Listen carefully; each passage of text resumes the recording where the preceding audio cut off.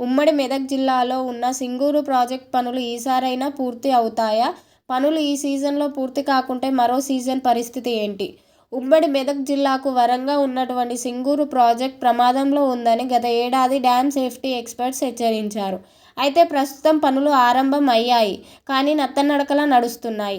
అసలు సమస్య గడువులోపు పనులు పూర్తవుతాయా అని ఉంది. గడువులోపు పనులు పూర్తి కాకపోతే ఏం జరుగుతుంది?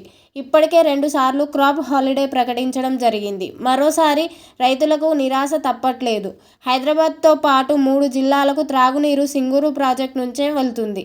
మంత్రి దామోదర్ రాజ నరసింహ సింగూరును పరిశీలించి అధికారులతో సమీక్షించారు. 16 కోట్ల రూపాయలతో పనులు చేపట్టారు. పనులు మొదలు పెట్టాలంటే ప్రాజెక్టులోని నీటిని ఖాళీ చేయాల్సి వచ్చి నీటిని దిగువకు వదిలారు. ప్రాజెక్టు పూర్తిస్థాయి నీటి మట్టం 21.917 టీఎంసీలు. ప్రస్తుతం 4 టీఎంసీల నీరు ఉంది. దీనితో ఈ ప్రాజెక్టుపై ఆధారపడిన రైతులు దిక్కుతోచని పరిస్థితుల్లో ఉన్నారు.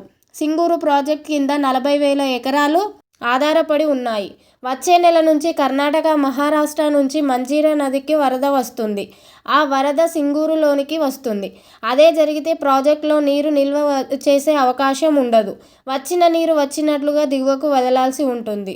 మళ్ళీ క్రాప్ హాలిడే తప్పేట్లు లేదు. ఇది పక్కన పెడితే జంట నగరం అయిన హైదరాబాద్, రంగారెడ్డి, నిజామాబాద్, మెదక్ జిల్లాల్లో త్రాగునీటి అవసరాలకు ఈ నీటినే వినియోగిస్తారు. ముఖ్యంగా హైదరాబాద్ కొంత భాగానికి ఈ నీరే ఆధారం.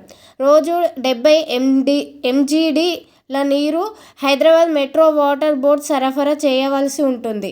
జంట నగర వాసులతో పాటు బీహెచ్ఈఎల్, బీడీఎల్, ఓడీఎఫ్ లాంటి సంస్థలకు నీరు అందించాల్సి ఉంటుంది. ఉమ్మడి మెదక్, నిజామాబాద్, రంగారెడ్డి జిల్లాల్లోని 1800 గ్రామాలకు నెలకు 0.45 టీఎంసీల నీరు అవసరం అవుతుంది. ప్రాజెక్టులో 6 టీఎంసీల నీరు ఉంటే హైదరాబాద్తో పాటు జిల్లాలకు త్రాగునీరు అందించవచ్చు. ఇలాంటి మరెన్నో వీడియోల కోసం మా ఛానల్ని సబ్స్క్రైబ్ చేయండి.